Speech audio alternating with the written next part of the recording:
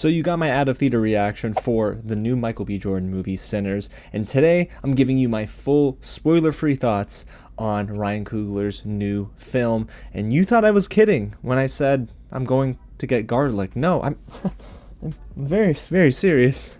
It's garlic powder. Show the people. Is it focusing? No? Maybe? Yeah, it's legit garlic. I'm playing. Don't come for me, vampires.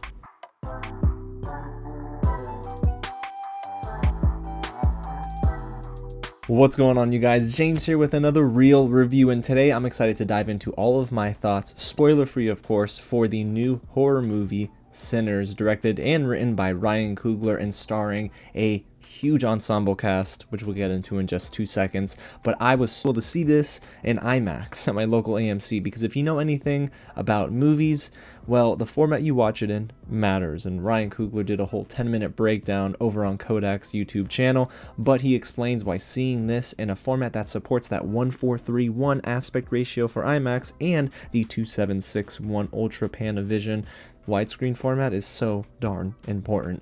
But guys, we'll get into that much more later in this review. But hey, before we get into it, if it is your first time here at the channel, welcome to Real James, where I love talking about movies, TV, and all the news in between, and I usually don't do it with garlic powder in the back.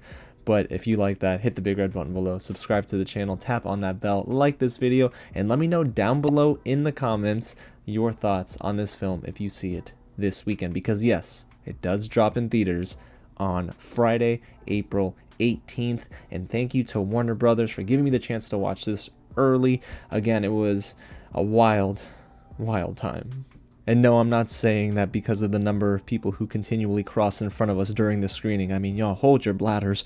But on a serious note, let's get into what this film is all about. Like I mentioned earlier, this is written and directed by Ryan Coogler, and he teams up once again with Michael B. Jordan. He plays two characters.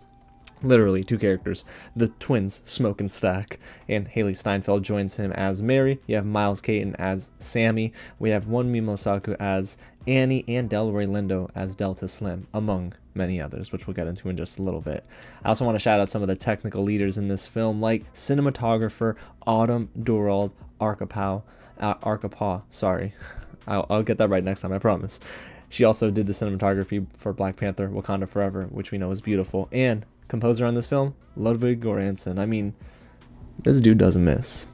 In the film, without spoiling anything, is about two twins trying to leave their troubled lives behind, the Smokestack twins, and they return to their hometown in Mississippi to start again after leaving Chicago, only to discover that an even greater evil is waiting to welcome them back. So yes, those are vampires that they're talking about. Now, the movie itself also has one mid-credits scene, which is fine, and then one post-credits scene, which is not worth it, but let me know in the comments if you want me to do a sort of ending explained video and give you some of my theories on why it ended the way it did.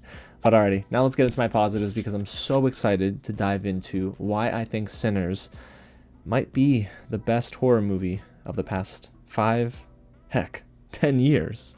And just to preface all of this, guys, I am not a horror person, but when a horror movie can be more than a horror movie, if that makes sense, it's special, and that's what this movie is. This is honestly the best vampire movie that really isn't even about vampires. I mean, yes, it is, but it's not. Like, you know what I mean? Alright, let me break it down this way. The movie is not bad when it does focus on the vampires. Everyone was like hooting and hollering in the theater, but the film operates best when it is a vehicle to drive the stories of these characters and the human experience. I love how the film studies some of our characters as well. I mean, we're not meant to love every character in this movie, but I do love how the central theme of the film is explored. And that's the theme of the love of money is the root of all evil. Now that's Bible too, okay guys? But it's true, because if not for the Smokestack twins and their love of money, well, that juke joint that they want to buy, and they did buy, of course, in Mississippi, would not be there for the vampires to then go and, well, prey on. And don't get me wrong, the movie does spotlight other themes and has a great deal to say about black people and what they've gone through and still unfortunately go through today. So there's a good deal of social commentary in this film, and you know, if you're not as educated on the black experience, now I'm not going to pretend like I am 100%, but at least for me, I was able to say, okay, yeah, That's something that you're not going to see if this were a white filmmaker. So Ryan Coogler is just the perfect director for a movie like this. And I love how fresh his vision was for this film too. So I do want to now transition into talking about his direction, which was incredible here. Each scene properly builds on the central theme and takeaway for me, and I do love that, well, every scene made an emotional impact. Lately, there's been a lot of discourse surrounding studios and studio executives who only want sequels to pre-existing IPs. But I love when a director like Ryan Coogler says, I have an idea for a fresh IP and a fresh concept that, yeah, it includes vampires, but the movie's not all about that, you know? So he's very masterful in the way that he weaves and bobs in between storylines, but it all sort of converges at the end. We'll talk about the ending in a little bit, but I do really love how Ryan Coogler has so much to say, and he has the time and the space to say it in this film. There's also one scene that's been sticking with me after I saw this film, and it's the dance number inside of the Smokestack Twins juke joint. Now, I'm not going to give away what's in that scene, but let's just say the scene is so apropos for the film and the story that it's telling. It blew my mind. And I think that Ryan Coogler, to me, has already cemented himself as one of the best living directors today, but Sinners is a film that is going to further cement him as one of the best directors alive. And of course, he knows how to direct the heck out of all of our cast members. So let's talk now about the acting from this ensemble cast, which is always good to great. And that's rare, y'all, because usually in an ensemble cast, there's 2 or 3 standouts, and then the rest are, they're there. But in a movie like this, man, I can't tell you that there really are weak points among this cast. I want to start with our leading man here, who is Michael B. Jordan, and I love the idea that they had to have him play 2 roles as the Smokestack Twins. Smoke fancies a blue hat, while Stack fancies a red hat. I'm not gonna lie to you, the colors are very intentional. And no, it's not because Ryan Coogler loves Christopher Nolan and probably watched Tenet a few times as well. But both these characters have gotten their hands dirty. But there is one, I would say, that is a little bit more virtuous than the other, in a way. However, I love the fact that the film establishes these characters and gives them a bit of lore as well. There's a line that's dropped here, and my audience, I don't know if they got that, but I definitely picked up on it. And they said that they had just got done working for Capone out of his outfit in Chicago. As you know, Al Capone, mob leader, terrible human being, but what he did in Chicago, well, that was all, it came to a halt, I think in 1932, if I'm not mistaken. So the Smokestack Twins come back, they got a lot of money from all that dirty stuff they did. But it's those little details that help this world feel more lived in. And listen, this is Michael B. Jordan's finest acting. It might be his best performance to date, to be honest with you, but I will say this is his most dynamic showcase of his range. I love him as Killmonger in Black Panther. He did an excellent job as Creed, but man, oh man.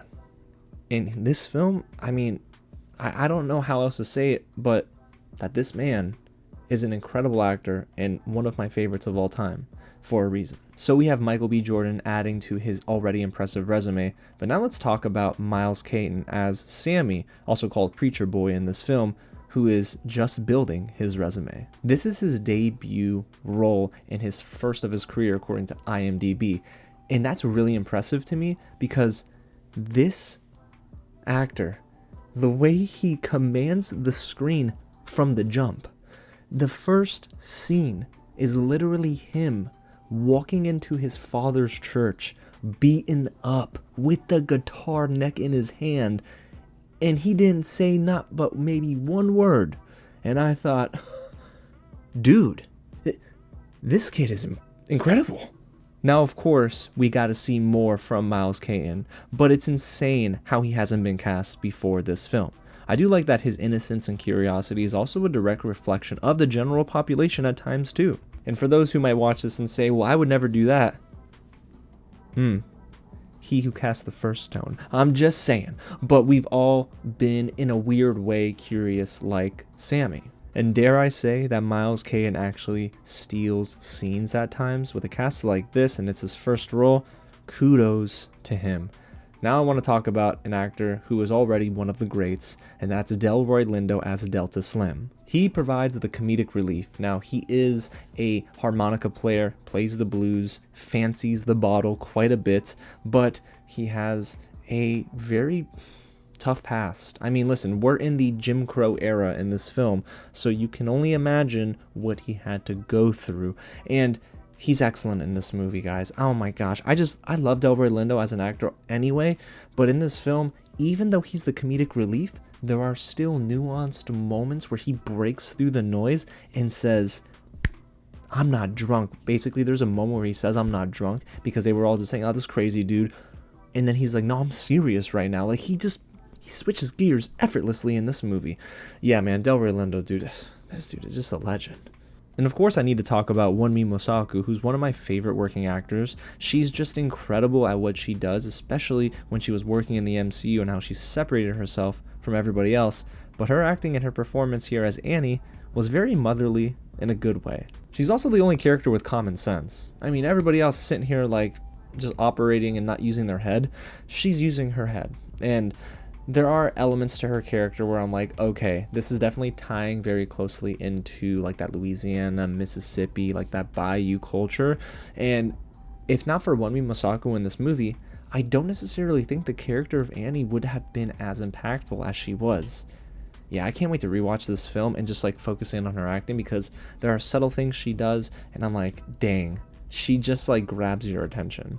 And rounding us out, we have Hailee Steinfeld's acting here as Mary, which I'll say admittedly took me a little while to fall into. Not because, well, we've all seen the trailer, right? Y'all know who she becomes. But eventually, listen, she just, again, proves, oh man, Hailee Steinfeld's a really good actress. And she has lines of dialogue, too, that are very, like, out of the ordinary for her. She says something. She uses one word in this movie towards like the beginning of the third act, I would say, like towards the end of the second, and I'm like, oh, I would never think that line of dialogue would come out of her mouth.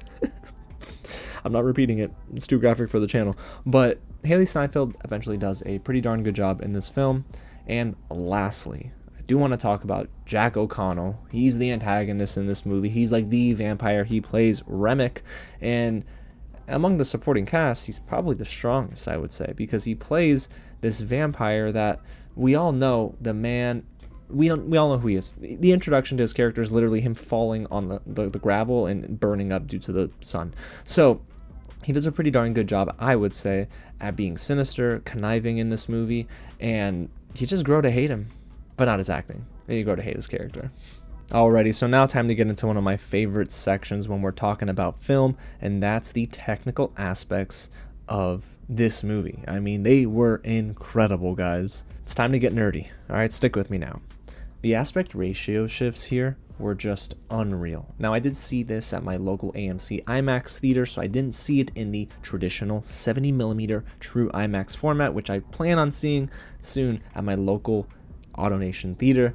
However, the aspect ratio shifts in my screening were so impressive. So the film goes from the Ultra Panavision, very widescreen format of a 2:761 ratio. And then during pivotal moments that are actually intentional and add to the immersion of the film, the movie shoots up into a 1:4:3:1 IMAX ratio. But it is very intentional. The movie just doesn't do aspect ratio shifts just to do them. I love how it's used for a couple of different reasons. One, to scene set. So you're setting the table, not verbally, but visually, using these aspect ratio shifts. And then you have moments where, oh, it's about to go down. And then the aspect ratio gets larger because guess what? You got to fill the screen more. It's basically telling the audience something's going to happen and you're going to be fully engrossed in this action. So yeah, the aspect ratio shifts were just unreal. So honestly, Ryan Coogler and everyone on his team that decided to do that, kudos. And then there's the cinematography by Autumn Durald Arkapaw, and my goodness, it was unreal. Filming on location in New Orleans really helps. Even though the movie is based in Mississippi, at least the story is, filming on location definitely allows it to feel more authentic. Now, if they filmed on a green screen, I probably would have been able to point it out, but the fact that we're in the environment with our characters, it just makes a world of difference. The beauty of how Autumn Durald Arkapaw actually shot during nighttime was also on full display, and I can't wait to see how it looks with the film grain swimming around the screen at my local IMAX theater. This movie should definitely be nominated for awards. I fully expect it to be, but also it needs to get a cinematography nod because so far, this is the most beautiful movie I've seen of the year. There's also the score by Ludwig Göransson, and man, it was a beautiful mix of your typical vampire horror sounds and the bluesy sounds of the South. I was just blown away. This guy continues to challenge himself, but there's like those sounds that like your favorite composer has, like Michael Giacchino and Hans Zimmer and Nicholas Britell. But here, Ludwig Göransson, I mean, this dude, you could just tell like this is his score. But then there are elements where I'm like, whoa, it feels like operatic in a way. You know what I mean? Like there are rock elements, there's guitars. I'm not talking about acoustic. So it's so cool, and it really does add to the film, and it really does crescendo as well during that dance number scene in the juke joint. So man, oh man, technically this movie is a 5 out of 5. But now I want to get into the negatives. There's not many. I've got maybe a few, because as much as I am raving about this film, you guys, there were a few things that sort of held it back from it being like that A+ type of film. First, let's start off with the third act. Now, it is fun in terms of the grand action sequence, and I do love the sound design and how it was shot, but it felt like the movie didn't stick the landing as well as I thought it could have. It did feel a little bit more jumbled than the first and second acts of the movie, and that's maybe because they knew they had to get to the finish line eventually. I kind of wish that maybe the film ended just a tad bit sooner than it did. There's something that happens at the very end, and I'm not gonna lie, I'm like, oh dang, this is pretty cool. But in retrospect, I'm thinking, okay, did that sequence need to last as long as it did, or could we have gotten to the finish line a little bit sooner? And I think that's because we all knew the film was coming to an end, and then there's more type of deal. So not the worst thing in the world, but it was something for me that didn't flow as well as the first two acts. And now this is more of a personal bias for me, but I'm not the biggest fan of horror. So of course the horror elements and the graphic nature of most scenes, well, they didn't necessarily always hit for me. I was fine with the blood because, guys, it's a vampire movie. If you don't got blood in a vampire movie, you're probably Hotel Transylvania. But still, I mean, in a movie like this, it's to be expected. But there were some other graphic elements that I thought, let me turn my eyes a little bit, But I do think that the film probably did that to feel more visceral. It just didn't always hit for me. And again, the audience was eating it up, so I'm sure your general movie-going audience is probably going to be okay with that. It just happened to be for me, it didn't land as much. And lastly here, some of the supporting cast gets overshadowed, no pun intended. I really kind of wanted to see more from a couple of characters here, maybe even a few. We got Yao as Bo Chow, and his character's wife is Grace Chow, played by Lee Jun Lee.